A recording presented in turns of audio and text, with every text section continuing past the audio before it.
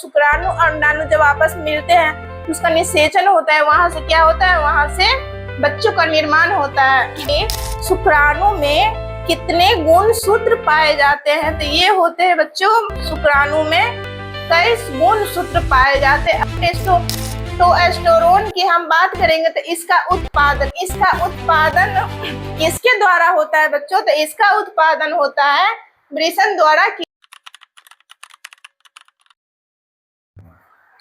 Hello बच्चों, नमस्कार, कैसे हैं आप सभी। आई होप कि आप लोग अच्छे होंगे, स्वस्थ होंगे, मस्त होंगे। तो मैं रंजना यादव आप लोगों को स्वागत करती हूँ आपके अपने यूट्यूब चैनल टॉपर्स क्लासेज में। बच्चों के जैसे कि आप लोग को पता है कि हम लोग क्या पढ़ रहे थे, होम साइंस पढ़ रहे थे। होम साइंस में चैप्टर नंबर 2 पढ़ रहे थे, क्या, जनन तंत्र, यानी कि मानव जनन तंत्र, मानव में जनन होने वाले तंत्र कौन कौन है वो हम पढ़ रहे हैं। तो आइए हम आज यहाँ से स्टार्ट करेंगे, क्या है, शुक्राणु से स्टार्ट करेंगे और शुक्राणु के बारे में जानने की प्रयास करेंगे। शुक्राणु कैसा प्रजनन तंत्र है बच्चों, आपको यहाँ से क्वेश्चन फंस सकता है कि शुक्राणु कैसा जनन तंत्र है, मादा जनन तंत्र है या पुरुष प्रजनन तंत्र है। तो शुक्राणु क्या है, यह एक पुरुष प्रजनन तंत्र है। क्या है बच्चों, शुक्राणु पुरुष प्रजनन तंत्र है। तो क्या है, शुक्राणु पुरुष प्रजनन कोशिका है जिसका निर्माण पुरुष के कहाँ होता है, वृषण में होता है। इसका निर्माण कहाँ होता है बच्चों, पुरुष के वृषण में होता है। यह केवल सहवास के समय वीर्य के साथ निकलता है। ये कब निकलता है बच्चों, अगर हम शुक्राणु का बात करें तो यह निकलता कब है, शुक्राणु यानी कि मानव शरीर से शुक्राणु का निकलना, यानी कि मानव शरीर में पुरुष प्रजनन तंत्र जो है वो आपको कब निकलता है, यानी कि वीर्य कब निकलता है। यह कब निकलता है, यह केवल सहवास के समय वीर्य के साथ निकलता है। यह कब निकलता है बच्चों, यह केवल सहवास के समय वीर्य के साथ निकलता है। नेक्स्ट पॉइंट है शुक्राणु महिला के अंडाणु के साथ मिलकर बच्चों का निर्माण करता है।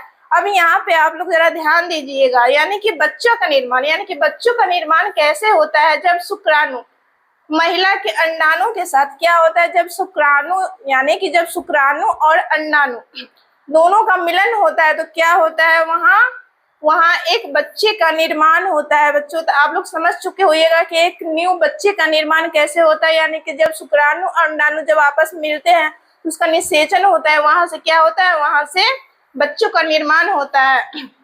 तो आइए हम नेक्स्ट देखते हैं, नेक्स्ट पॉइंट क्या है, शुक्राणु में कितने गुणसूत्र पाए जाते हैं, यानी कि शुक्राणु में कितने गुणसूत्र पाए जाते हैं। तो ये होते हैं बच्चों, शुक्राणु में 23 गुणसूत्र पाए जाते हैं, 23 जोड़ा, यानी कि ये 46, यानी कि 23 जोड़े में हो गया। और संख्या की बात करें तो 46, यानी कि शुक्राणु 23 जोड़ा, यानी कि 46 गुणसूत्र पाए जाते। कहाँ पाए जाते हैं, आपके शुक्राणु में। तो अब हम बात करेंगे किसका, अब हम बात करेंगे टेस्टोस्टेरोन के बारे में बात करेंगे बच्चों। किसके बारे में बात करेंगे, तो टेस्टोस्टेरोन एक पुरुष हार्मोन है। यह कैसा हार्मोन बच्चों, यह एक पुरुष हार्मोन है जिसका उत्पादन वृषण द्वारा होता है। अगर टेस्टोस्टेरोन की हम बात करेंगे तो इसका उत्पादन किसके द्वारा होता है बच्चों, तो इसका उत्पादन होता है वृषण द्वारा किया जाता है। यह अब नेक्स्ट पॉइंट देखेंगे, यह हार्मोन क्या है बच्चों, यह हार्मोन पुरुष और महिला दोनों में ही मौजूद होती है। अगर हम इस हार्मोन के बारे में बात करेंगे तो यह पुरुष और महिला दोनों में ही मौजूद होती है, लेकिन क्या होता है, महिला में इसका हार्मोन स्तर बहुत कम पाई जाती है। यह जो है टेस्टोस्टेरोन जो है, जो पुरुष में अधिक मात्रा में पाई जाती है और महिला में बहुत कम स्तर में पाई जाती है। तो आइए हम नेक्स्ट देखते हैं, नेक्स्ट पॉइंट क्या है इसका। नेक्स्ट पॉइंट है बच्चों, पुरुष में इसका कार्य शारीरिक विकास। इसका कार्य क्या है, शारीरिक विकास, पुरुष प्रजनन अंग का विकास, पुरुष के दाढ़ी मूंछ तथा सेक्स की इच्छा इसी हार्मोन के कारण होता है। किस हार्मोन के कारण होता है बच्चों, ये सारे क्रिया जो होती है आपके शरीर में किस हार्मोन के कारण होता है? यही टेस्टोस्टेरोन जो हार्मोन है इसके कारण होता है। यानी कि जब आप युवा अवस्था में आते तो आपके शरीर में बहुत सारी मतलब चेंजिंग होने लगती है। जैसे कि आप युवा अवस्था में आते हैं यानी कि 12 से 15 साल के बीच में देखिएगा कि आपके शरीर में बहुत सारी चेंजिंग आने लगती है। जैसे कि आप एक लड़का है तो क्या होता है, आपकी दाढ़ी मूंछ आने स्टार्ट हो जाते हैं। यानी कि आपके शरीर में विभिन्न प्रक्रिया क्या होती है, होना स्टार्ट होता है, हार्मोन का उथल पुथल होता है। यानी कि आप एक नए संतान की उत्पन्न करने की क्या आपके मन में इच्छा उत्पन्न होने लगती है। ये सारे जो क्रिया होने लगती हैं किसके कारण होता है? तो यही टेस्टोस्टेरोन हार्मोन के कारण ये सारी क्रिया उत्पन्न होने लगती है। ये सारी क्रिया किसके कारण उत्पन्न होती है? तो इसी हार्मोन के कारण उत्पन्न होती है। तो आइए हम चलते हैं नेक्स्ट की ओर। नेक्स्ट क्या है? अधिवृषण। नेक्स्ट पॉइंट क्या है बच्चों? अधिवृषण। अधिवृषण पुरुष प्रजनन तंत्र। यह कैसा तंत्र है बच्चों? यह है पुरुष प्रजनन तंत्र है। यह एक पुरुष प्रजनन तंत्र है। पुरुष प्रजनन तंत्र की वह नालिका है जो वृषण को शुक्रवाहिनी से जोड़ते है। यह कहाँ जोड़ते है बच्चों? यह वृषण को कहाँ से जोड़ती है? शुक्रवाहिनी से क्या करती है? जोड़ने की कार्य करती है। जो इस जोड़ने की कार्य कौन करती है? अधिवृषण। अधिवृषण किसका कार्य करती है? अधिवृषण पुरुष प्रजनन तंत्र की वह नलिका है जो वृषण को शुक्रवाहिनी यानी कि शुक्रवाहिनी से जोड़ती है। यानी कि शुक्रवाहिनी से जोड़ने का कार्य कौन करता है? अधिवृषण करता है। ठीक है बच्चों, तो आइए हम चलते हैं नेक्स्ट। अधिवृषण में ही शुक्राणु परिपक्व होते हैं। यानी कि शुक्राणु परिपक्व कहाँ होते हैं बच्चों? यानी कि मानव तंत्र में ये शुक्राणु जो है परिपक्व कहाँ होते हैं? शुक्राणु परिपक्व कहाँ होते हैं? तो ये इसी अधिवृषण में शुक्राणु परिपक्व होते हैं। तो आप लोग अधिवृषण के बारे में जान चुके होइएगा बच्चों। ठीक है, तो आइए चलते हैं नेक्स्ट की ओर। तो आइए हम चलते हैं नेक्स्ट की ओर, शुक्राणु। अब शुक्राणु के बारे में जानेंगे कि कब बनता है बच्चों। तो शुक्राणु प्रतिदिन बनते हैं। शुक्राणु यानी कि आपके शरीर में प्रतिदिन बनते हैं, प्रतिदिन बनते हैं। लेकिन परिपक्व होने में यानी कि इसे परिपक्व होने में कितने समय लगते हैं? इसे परिपक्व होने में कितने दिन लग जाते हैं बच्चों? 65 से 70 दिन लग जाते हैं। इसे परिपक्व होने में कितने समय लग जाते हैं? 65 से 70 दिन लग जाते हैं। लेकिन शुक्राणु प्रतिदिन बनते हैं। इसका यानी कि बनने का कार्य है सो प्रतिदिन बनना स्टार्ट होता है। लेकिन क्या होता है, इसे परिपक्व होने में 65 से 70 दिन लग जाते। अब हम जानेंगे शुक्रवाहिनी के बारे में। क्या है बच्चों? शुक्रवाहिनी के बारे में कि मानव पुरुष प्रजनन तंत्र में शुक्रवाहिनी का क्या कार्य है। तो आइए हम इसे देखते हैं। शुक्रवाहिनी एक नली है जो अधिवृषण को मूत्र मार्ग से जोड़ता है। क्या है बच्चों? शुक्रवाहिनी एक नली है जो अधिवृषण को मूत्र मार्ग से जोड़ता है। इसका मुख्य कार्य क्या है बच्चों? इसके मुख्य कार्य के बारे में अब हम जानेंगे कि इसका मुख्य कार्य क्या है। इसका मुख्य कार्य है बच्चों शुक्राणु को अधिवृषण से मूत्र मार्ग तक पहुंचाना। यानी कि शुक्राणु को अधिवृषण से मूत्र मार्ग तक पहुंचाना होता है। ये किसका कार्य होता है? शुक्राणु का कार्य होता है। अब हम जानेंगे शुक्राशय के बारे में। शुक्राशय मूत्र मार्ग में एक थैली की आकार की एक छोटी सी संरचना पाई जाती है।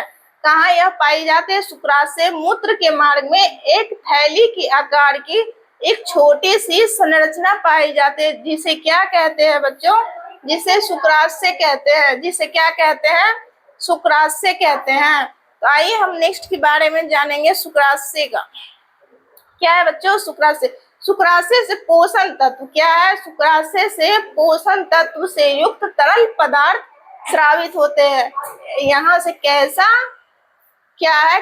पदार्थ स्रावित होते हैं बच्चों? यहाँ से तरल पदार्थ क्या होता है? तरल पदार्थ का स्रावित होना यानी कि बहाव होना होता है। और इसी तरल पदार्थ से शुक्राणु पोषण प्राप्त करता है, यानी कि इसी तरल पदार्थ से क्या करता है शुक्राणु, यानी कि अपना पोषण यानी कि पोषण प्राप्त कर जीवित रहते हैं। यहीं से क्या करता है, पोषण प्राप्त करके क्या रहता है, जीवित रहती है। अब हम जानेंगे बच्चों प्रोस्टेट ग्रंथि। प्रोस्टेट ग्रंथि कहाँ, मतलब कि मादा में पाया जाता है या फिर मानव में पाया जाता है। तो प्रोस्टेट ग्रंथि एक पुरुष ग्रंथि है। प्रोस्टेट ग्रंथि कैसा है, यह एक पुरुष ग्रंथि है। तो अब हम जानेंगे प्रोस्टेट के बारे में कि प्रोस्टेट मानव यानी कि पुरुष में प्रोस्टेट कहाँ पे पाया जाता है। प्रोस्टेट एक ग्रंथि है। प्रोस्टेट क्या है बच्चों, प्रोस्टेट एक ग्रंथि है जो शुक्राणु को ले जाने वाला तरल पदार्थ, क्या है, जो शुक्राणु को ले जाने वाला तरल पदार्थ को क्या करती है बच्चों, उत्पादन करती है। ये क्या करती है, तरल पदार्थ का उत्पादन करती है। आइए हम जानेंगे अब प्रोस्टेट ग्रंथि, यानी कि प्रोस्टेट ग्रंथि मूत्र मार्ग को चारों ओर से क्या करती है, चारों ओर से घेरती है। प्रोस्टेट ग्रंथि कहाँ घेरती है बच्चों, प्रोस्टेट ग्रंथि मूत्र मार्ग को चारों ओर से क्या करती है, चारों ओर से घेरती है। प्रोस्टेट ग्रंथि से होकर मूत्र और वीर्य शरीर से बाहर निकलते। क्या होता है, यहाँ से क्या बाहर निकलता है बच्चों, मूत्र और वीर्य शरीर से, क्या है, मूत्र और वीर्य शरीर से कहाँ निकालता है, बाहर निकालता है। ये किस ग्रंथि के माध्यम से निकलता है बच्चों, तो इसी प्रोस्टेट ग्रंथि से बाहर निकलता है। इस ग्रंथि से मूत्र एवं वीर्य क्या होता है, इस ग्रंथि से मूत्र एवं वीर्य दोनों एक साथ नहीं निकलते हैं, यानी कि यहाँ से मूत्र और वीर्य दोनों एक साथ नहीं निकलते, यानी कि दोनों अलग अलग निकलती है बच्चों। तो आइए हम जानेंगे अब वीर्य के बारे में कि वीर्य का रंग कैसा होता है। तो वीर्य, ये जो आप देख रहे हैं चित्र में, यहाँ पे आप लोग देख सकते हैं ये क्या है, जितने भी देख रहे हैं ना, ये सारा क्या है, यही वीर्य है। ये जितने भी आप देख रहे हैं ना, ये छोटे छोटे ये क्या है बच्चों, यही सारा वीर्य। इसके अब वीर्य के हम रंग के बारे में बात करेंगे तो यह, इसका रंग क्या होता है, इसका रंग होता है श्वेत। इसका रंग क्या होता है, श्वेत रंग होता है। इसका गाढ़ा तरल, इसका मतलब कि पदार्थ कैसा होता है, गाढ़ा तरल होता है, जिसमें शुक्राणु पोषक तत्व और जल पाया जाता है। क्या होता है, जिसमें शुक्राणु पोषक तत्व, क्या है, शुक्राणु पोषक तत्व और जल पाया जाता है बच्चों। तो वीर्य में क्या है, वीर्य का यह श्वेत रंग का गाढ़ा तरल पदार्थ होता है, जिसमें शुक्राणु पोषक तत्व और जल पाया जाता है। वीर्य केवल सहवास के समय निकलता है। अगर हम वीर्य की बात करेंगे तो ये कब निकलता है, तो यह केवल सहवास के समय वीर्य का क्या होता है, यानी कि स्रावित होता है। कब होता है, यह केवल सहवास के समय ही वीर्य क्या होता है, आपके शरीर से बाहर निकलता है। ठीक है बच्चों, तो आइए हम देखते हैं अब क्या